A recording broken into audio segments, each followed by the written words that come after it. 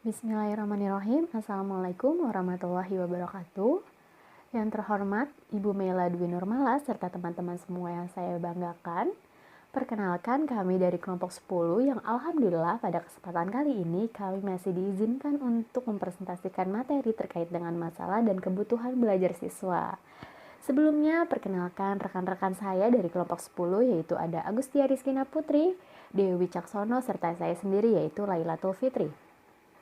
Pada pembahasan kali ini, kita akan membahas 5 submateri yang diantaranya adalah masalah dalam pembelajaran siswa, kebutuhan dalam pembelajaran siswa, macam-macam kebutuhan belajar siswa, fungsi dan peranan analisis kebutuhan dalam pembelajaran, serta yang terakhir adalah langkah-langkah need assessment. Menanjak kepada pembahasan yang pertama, kita akan membahas terkait dengan masalah dalam pembelajaran siswa.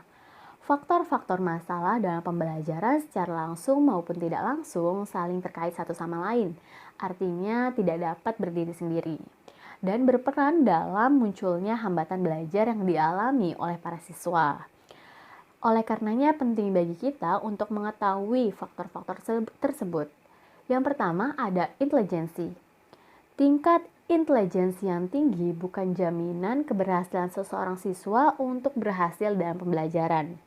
Dan terkadang ditemui kesenjangan yang nyata dengan prestasi belajarnya. Hal inilah yang dinamakan dengan siswa underachievement.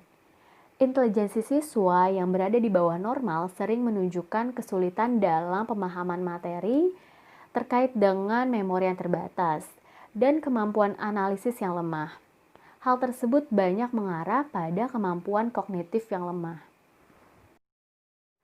Yang kedua ada ketidaksempurnaan sensori. Kinerja sensori ini meliputi organ penglihatan, pendengaran, dan syaraf pusat. Siswa dengan kemampuan melihat kurang akan mendapat kesulitan dalam melihat sesuatu yang dituliskan di papan maupun di buku.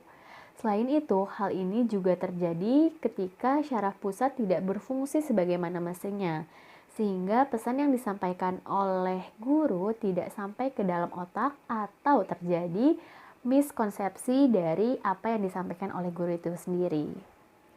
Yang ketiga, ada tingkat keefektifan dan kemampuan memusatkan perhatian. Kemampuan siswa dalam memusatkan dan mempertahankan perhatian merupakan modal dasar dari keberhasilan dalam pembelajaran. Siswa yang mudah beralih perhatian pada benda atau hal di sekelilingnya akan terhambat dalam memahami materi. Selanjutnya yang keempat yaitu memar otak dan fungsi otak yang minimal. Otak yang seperti kita tahu sebagai pusat kinerja kognisi, afeksi maupun psikomotor menjadi hal yang sangat vital dalam keberhasilan belajar seorang siswa. Nah, hal ini dapat memicu lebih banyak kasus kesulitan belajar ketika fungsi otak ini tidak bekerja secara maksimal. Kelima yaitu faktor keturunan pewarisan.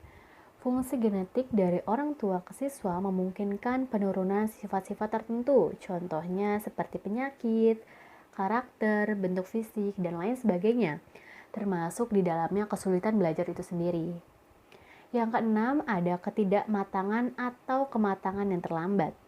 Ketidakmatangan ini lebih mudah dipahami sebagai keterlambatan dalam perkembangan yang dapat terjadi pada perkembangan fisik, bahasa, motorik, dan lain sebagainya. Aspek-aspek tersebut dibutuhkan dalam kesiapan seorang siswa dalam pembelajaran. Ketika siswa merasa dirinya tidak siap untuk belajar, maka materi yang disampaikan oleh guru tidak dapat ditangkap secara baik oleh para siswa. Maka penting bagi siswa untuk mempersiapkan diri, mematangkan pikirannya sebelum melakukan pembelajaran. Hal ini pun dapat dikaitkan dengan usia belajar tertentu yang memang ditetapkan sebagai usia kematangan dalam pembelajaran. Selanjutnya yang ketujuh ada faktor emosi. Rasa khawatir atau takut, tertekan, gugup, gelisah, dan panik ini merupakan bentuk-bentuk dari emosi. Ketakutan untuk mencoba karena khawatir nanti akan gagal, akan diolok-olok teman, takut dikira bodoh sehingga tidak mau bertanya, serta perasaan tertekan karena dituntut oleh orang tua menyebabkan siswa tidak maksimal dalam belajar. Di sisi lain, kesulitan belajar yang dialami seorang siswa dapat juga menimbulkan gangguan emosi sehingga hal ini terkait dengan satu sama lain. Yang kedelapan, ada faktor dari lingkungan. Hal ini berkaitan dengan kekurangan gizi yang menyebabkan perkembangan otak tidak maksimal. Dan yang terakhir yaitu yang kesembilan, faktor dari pendidikan. Hal ini berkaitan dengan cara mengajar guru yang mungkin tidak tepat atau kurang memahami terkait dengan kebutuhan siswa yang memerlukan bantuan khusus serta lain sebagainya. Selanjutnya, beranjak kepada pembahasan yang kedua, yaitu kebutuhan dalam pembelajaran. Kebutuhan belajar dapat didefinisikan sebagai suatu kesenjangan keadaan saat ini yang dibandingkan dengan keadaan yang seharusnya dalam redaksi yang berbeda tetapi sama. Hal ini disampaikan oleh Muhammad Atwi Suparman pada tahun 2001.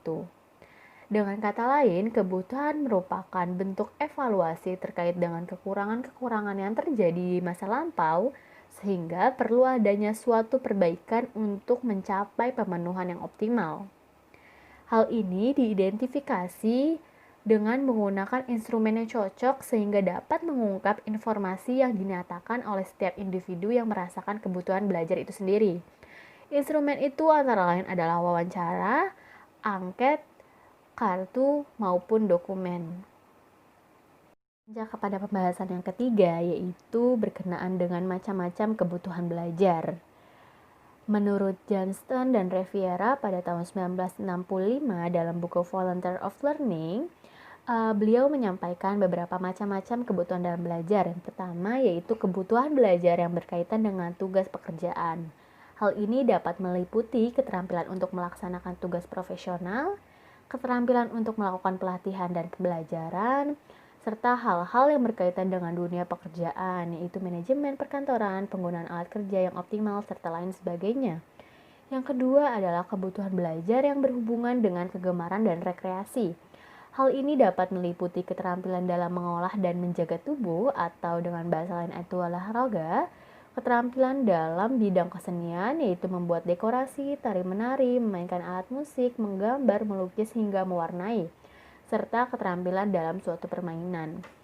Yang ketiga yaitu kebutuhan belajar yang berkaitan dengan keagamaan, meliputi pemahaman tentang ajaran keagamaan yang dianut, tata cara pengamalannya, serta kesadaran dan sikap yang beragama. Yang keempat yaitu kebutuhan belajar yang berhubungan dengan penguasaan bahasa dan pengetahuan umum.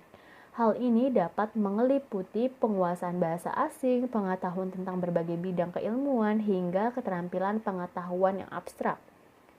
Yang kelima, kebutuhan belajar yang berkaitan dengan kerumah tanggaan. Dapat berupa pemahaman sebagai anggota keluarga yang harmonis, peran seorang anak yang patuh terhadap kedua orang tua, serta perasaan kasih sayang antar anggota keluarga. Yang keenam, ada kebutuhan belajar yang berkaitan dengan penampilan diri. Hal ini dapat ditunjukkan melalui personal branding dengan memunculkan keterampilan-keterampilan dalam diri siswa, mengolah cara bicara para siswa untuk tampil lebih percaya diri, serta keterampilan dalam bergaul di masyarakat.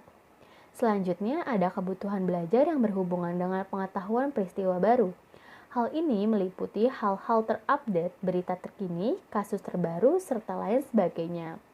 Hal ini ditunjang sebagai upaya agar para siswa mampu mengikuti dan menyesuaikan diri dengan perkembangan zaman.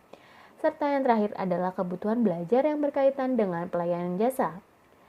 Terkait dengan bagaimana keterampilan-keterampilan siswa tersebut diaplikasikan dalam kehidupan sehari-hari, sehingga terbentuk sebagai suatu hal yang dapat dirasakan manfaatnya. Seperti kemampuan dalam membuat suatu aplikasi, keterampilan untuk mengolah pangan yang sehat, keterampilan dalam menyembuhkan orang yang sakit, kemudian dikemas sebagai jasa yang dibutuhkan oleh orang banyak. Pada materi yang keempat ini, kita akan membahas terkait dengan fungsi dan peranan analisis kebutuhan dalam pembelajaran yang dikenal juga sebagai need assessment. Metode need assessment dibuat untuk mengukur tingkat kesenjangan yang terjadi terkait dengan apa yang menjadi kebutuhan para siswa dengan apa yang selama ini telah diperolehnya. Marison pada tahun 2001 mengungkapkan bahwa ada beberapa fungsi dari need assessment, yang diantaranya pertama untuk mengidentifikasi kebutuhan yang relevan dengan pekerjaan atau tugas serta masalah apa yang mempengaruhi hasil pembelajaran. Yang kedua, untuk mengidentifikasi kebutuhan mendesak yang terkait dengan finansial, keamanan, dan masalah lain yang mengganggu pekerjaan serta lingkungan pendidikan. Yang ketiga, untuk menyajikan prioritas-prioritas untuk memilih tindakan, serta yang terakhir, yaitu yang keempat, untuk memberikan data basis untuk menganalisis efektivitas pembelajaran. Kepada yang selanjutnya yaitu langkah-langkah need assessment. Menurut Marison pada tahun 2001, mengungkapkan langkah-langkah need assessment itu sendiri dalam 4 proses. Yang pertama ada perencanaan, yaitu membuat klasifikasi siswa siapa saja yang akan terlibat dalam proses kegiatan dan bagaimana cara pengumpulan data. Yang kedua adalah pengumpulan data, yaitu mempertimbangkan besar kecilnya sampel dalam penyebarannya. Yang ketiga yaitu analisis data. Setelah data terkumpul, kemudian dianalisis dengan mempertimbangkan sisi ekonomi, frekuensi, serta kebutuhan. Dan yang keempat yaitu membuat laporan akhir. Laporan analisis kebutuhan mencakup 4 bagian, yaitu analisis tujuan, analisis proses, analisis hasil dengan tabel dan penjelasan singkat, serta rekomendasi yang terkait dengan data. Setelah berakhirnya materi pada kesempatan kali ini, yang artinya berakhir pula presentasi pada kesempatan kali ini. Oleh karenanya, izinkan saya untuk menyimpulkan materi pada hari ini. Ya, seperti kita tahu bahwa dalam pembelajaran seringkali ditemui masalah-masalah, seperti masalah intelijensi hingga masalah lainnya yang memang pada dasarnya merupakan ketidaksengajaan yang dialami oleh para siswa. Oleh karenanya perlu adanya pemenuhan kebutuhan yang cocok untuk menyesuaikan dengan kebutuhan para siswa agar setiap pembelajaran dianggap sebagai suatu hal yang menyenangkan oleh siswa, tidak membebankan, serta sesuai dengan apa yang menjadi kegemaran para siswa supaya pembelajaran lebih optimal. Selain itu, kita juga harus memahami bahwasanya ketika siswa tidak mampu dalam menguasai suatu materi, bukan berarti siswa tersebut adalah siswa yang tidak pandai atau kurang pintar. Namun di balik itu semua, kita harus melihat secara lebih mendalam sebenarnya masalah apa yang dialami oleh siswa. Karena terkadang kita sebagai guru harus memiliki prasangka baik terhadap siswa dan memunculkan energi-energi positif supaya siswa dapat mengungkapkan masalah-masalahnya kepada kita semua sebagai calon guru, serta kita juga dapat memenuhi kebutuhan mereka agar mereka dapat mencapai aktualisasi diri mereka sendiri. Dengan berakhirnya sesi presentasi pada hari ini, kami dari kelompok 10 izin pamit undur diri. Bagi teman-teman yang memiliki pertanyaan, silakan didiskusikan ya. Terima kasih banyak atas segala bentuk perhatiannya. Assalamualaikum warahmatullahi wabarakatuh.